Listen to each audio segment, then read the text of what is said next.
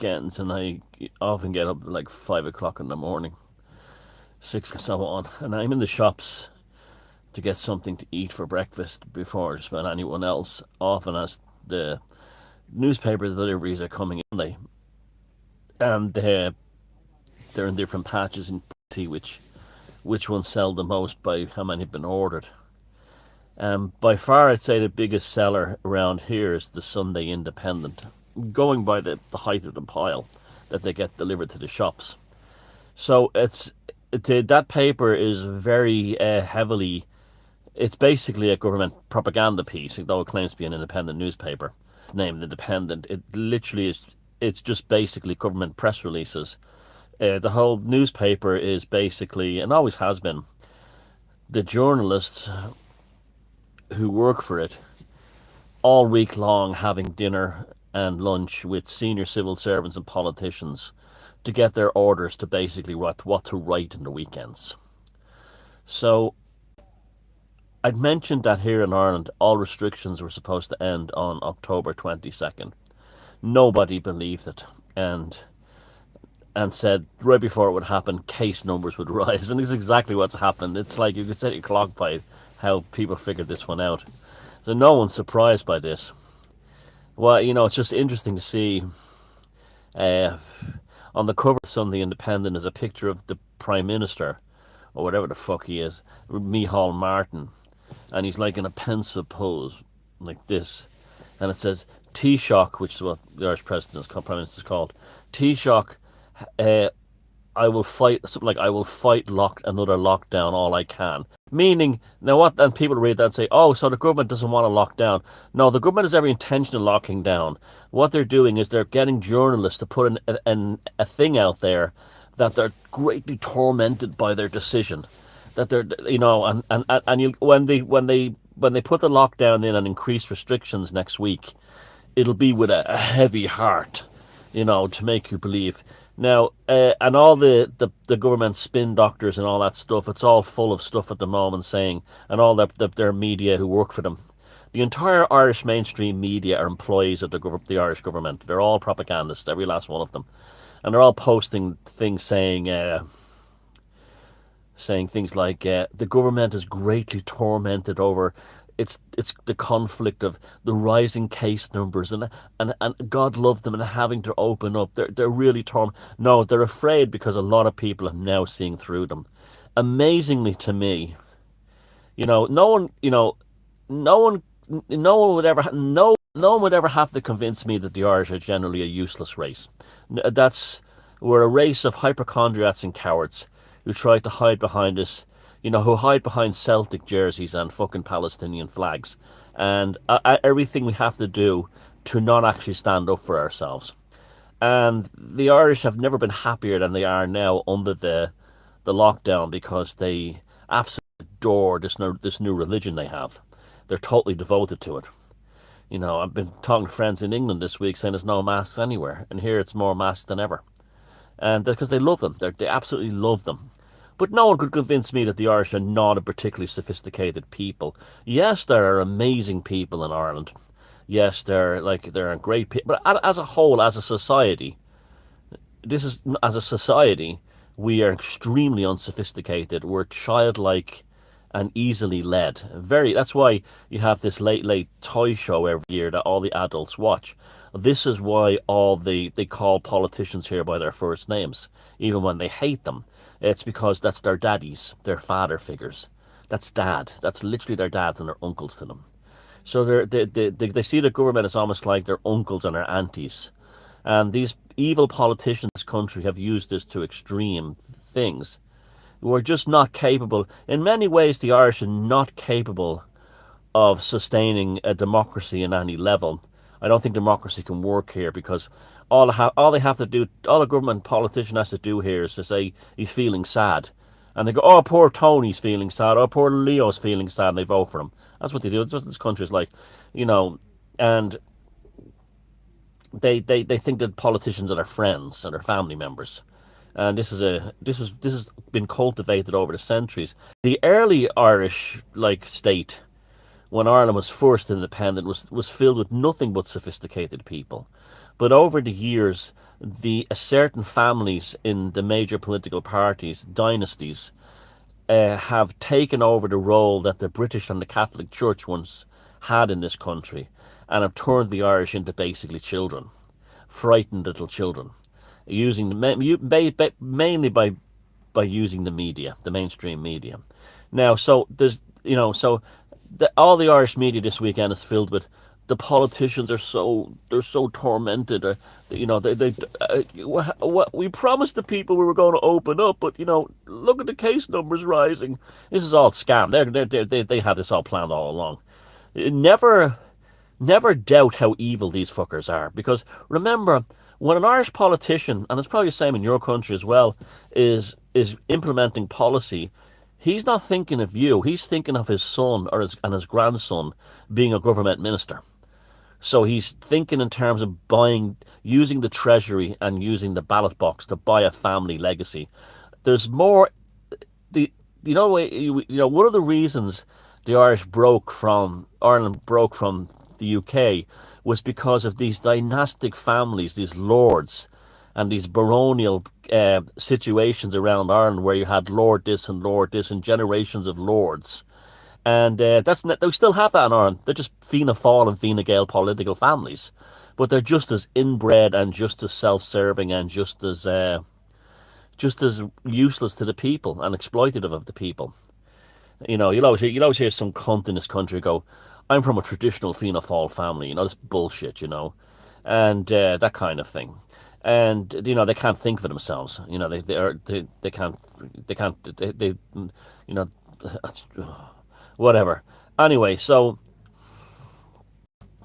October 22nd, it should be interesting next week to see the psychiatric gymnastics that the politicians and the civil servants will unleash in order to not keep us all prisoners.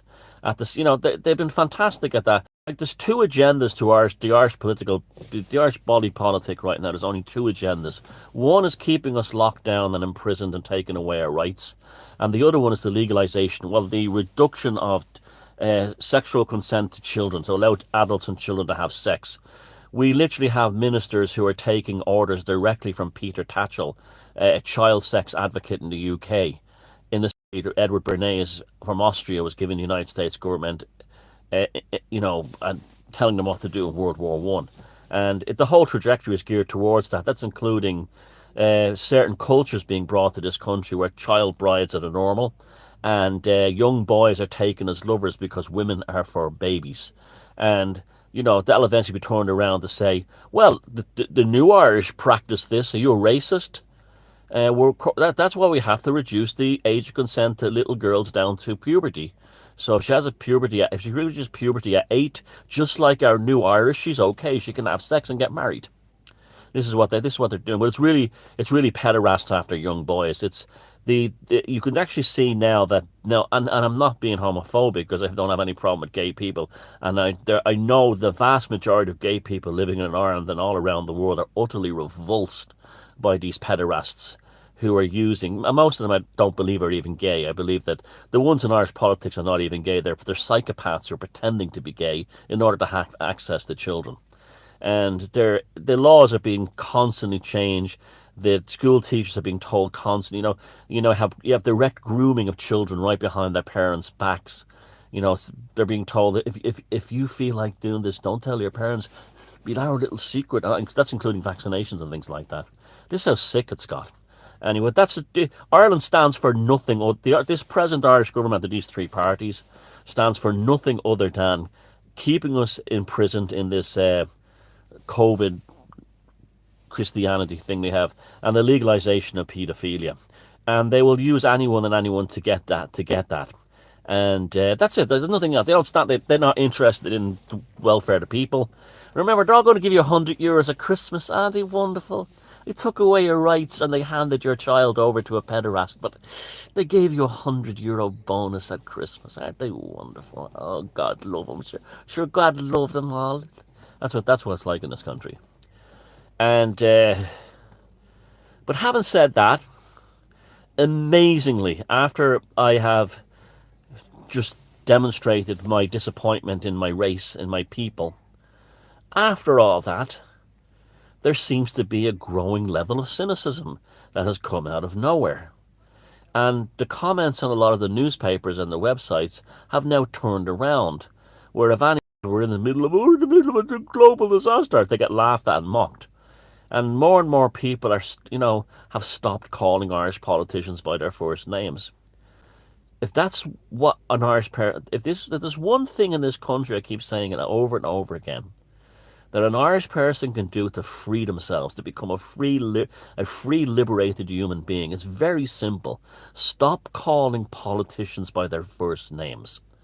You are not their pets, okay? You are not their pets.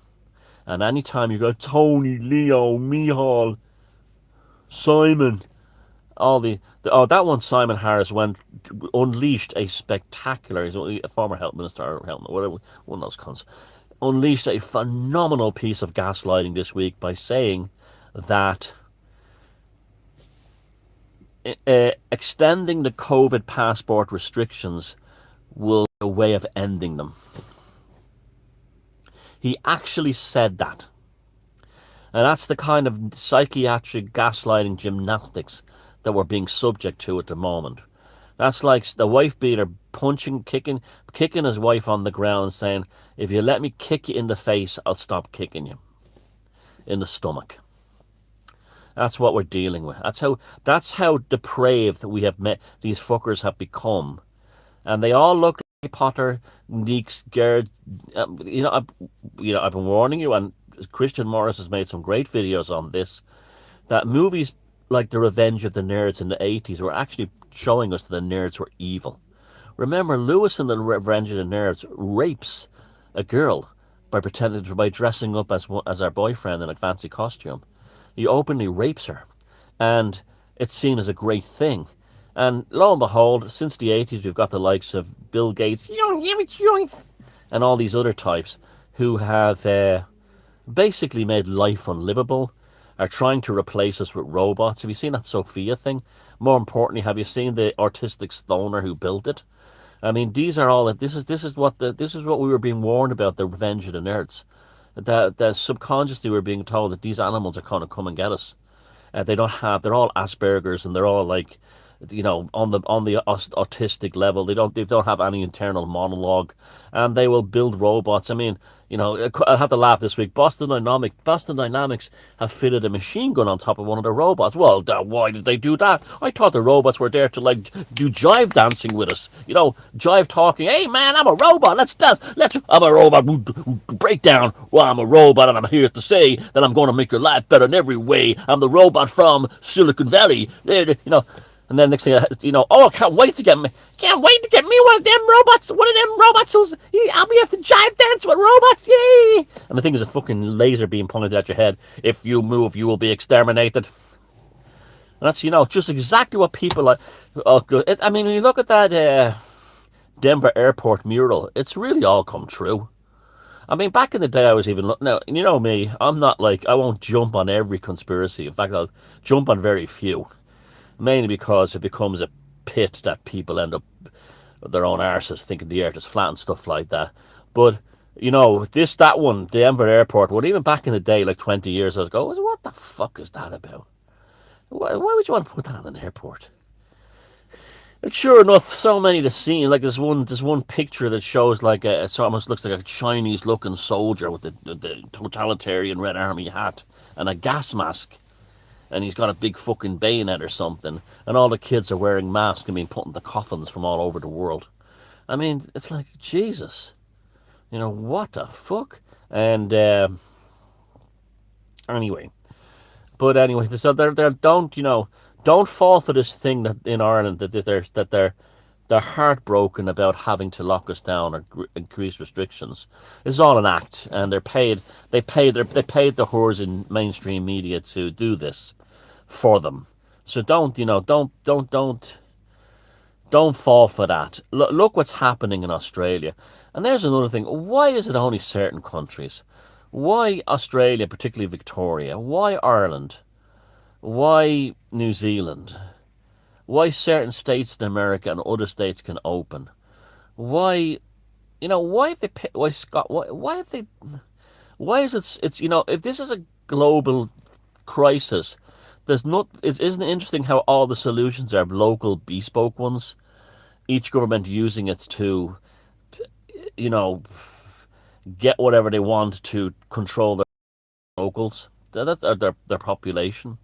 That seems to me that's what it is.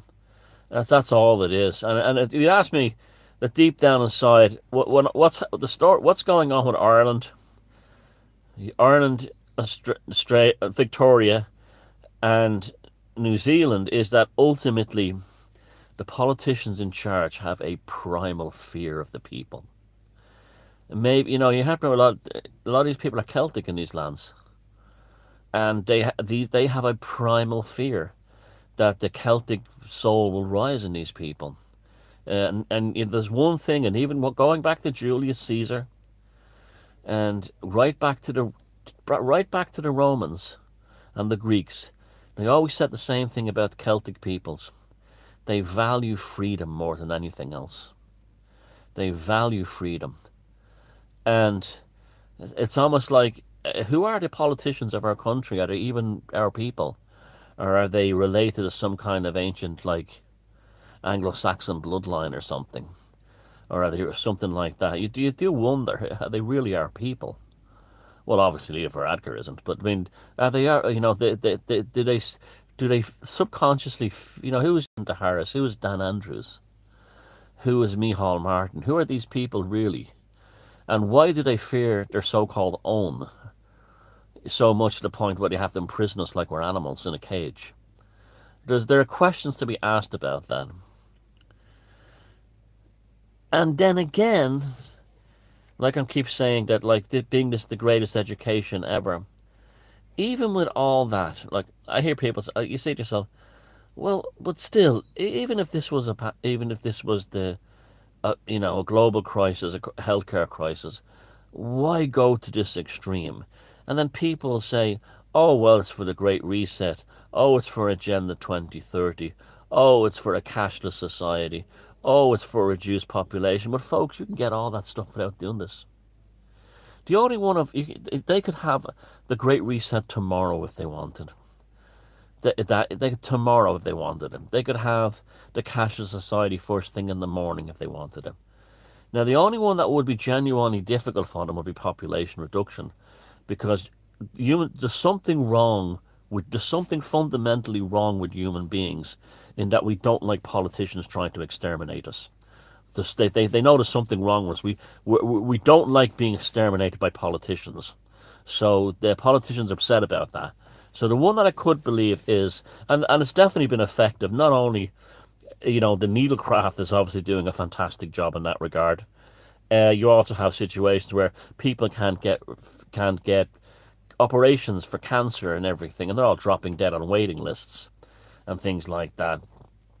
So yeah, then of the more sinister ones, you can definitely see, well, it could definitely, but even then, if they really wanted to, they could just send troops in the streets in the morning and kill us all. I mean, that's literally what we're dealing with here. We have to remember that politicians are not your friends. Your government is not your friend. It's not there to help you. If it did, it wouldn't be flooding your country with people from other parts of the world and giving them free houses like they are in Ireland. Ireland now has an open borders policy, which is basically, come on in. Whoever you are, come on in. And here's a house, and here's money, here's free money. And that's basically what happens in Ireland now. And so if they cared about their people, you see that again, the government are not the same as the people. They don't see us as their own kin. So who are they? Who are they really? You often wonder if they've been all possessed by some kind of aliens or something like that. But that brings me to, I still can't get my head around that this is just about a global healthcare crisis. I just can't. Especially when, and you have to agree with me by this point, every single day there's a newspaper story about asteroids, meteors, or comets coming our way. Have you noticed that every fucking day? It's non-stop.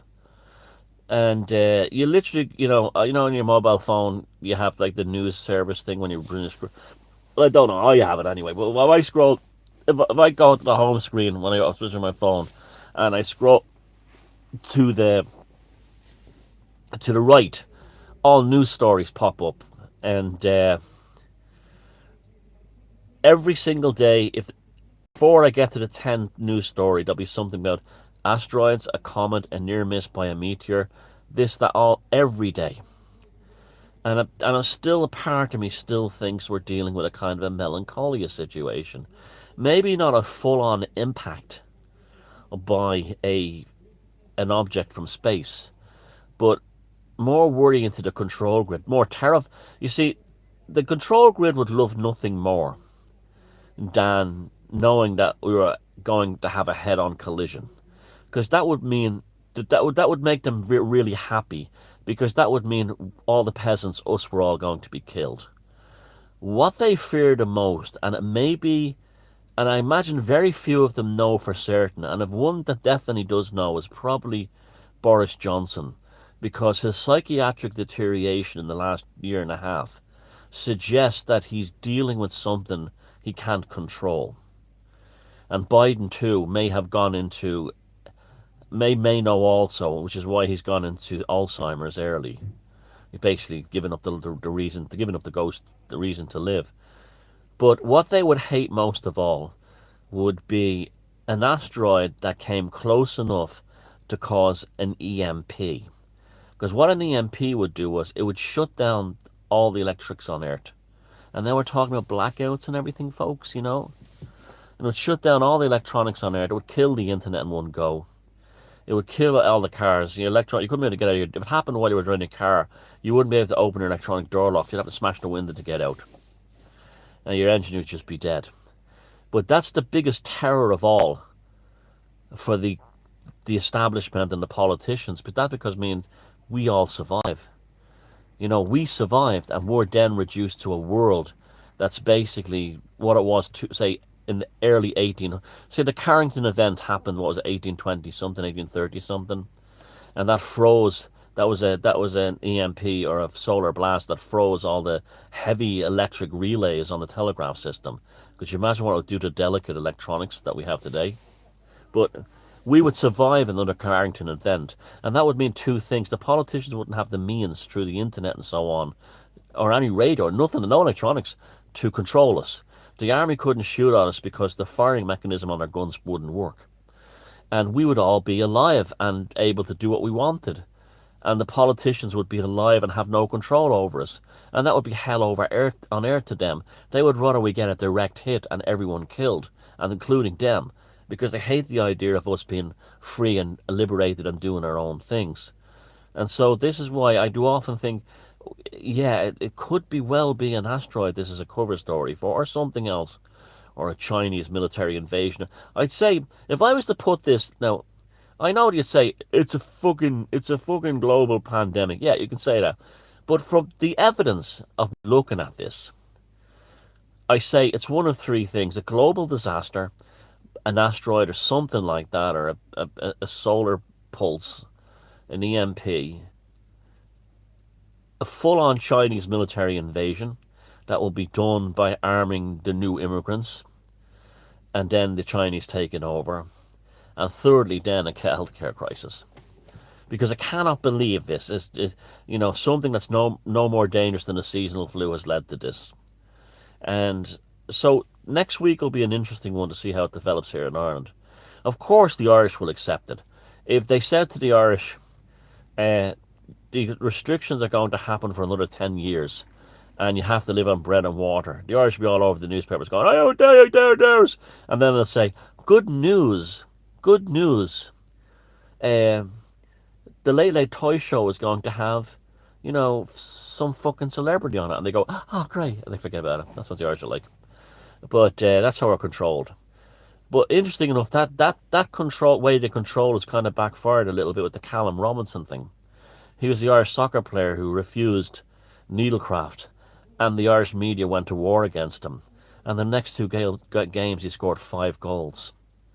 And it was just beautiful, actually. and he showed that, despite having had COVID twice, he was the healthiest player on the pitch, and he had no needlecraft. And I had to laugh. The Irish propaganda website RTE this week had a thing saying that his club manager, he plays for West Brom in the English Premier League. He said his club manager will have a talk with him this week. Like, the Irish media and government couldn't badger him into getting needlecraft. So what did they do? Out of spite, because he scored 5 goals, they actually contact his manager in England to try and tell the manager, make sure he gets vaccinated. That's what snivelling, putrid, pedo-loving scum the Irish media are. They're absolute dregs of humanity. Oh my. They actually contacted his manager, his coach in England, and said, make sure he gets it. This is the kind of scum they are. Putrid, demented, worthless dogs. I mean, it's unbelievable. And the Irish put up with it, of course, because, well, we got the Late Late Show toy show to look forward to. Tony, Simon, Mihal, oh Jesus, give us an old Christmas there.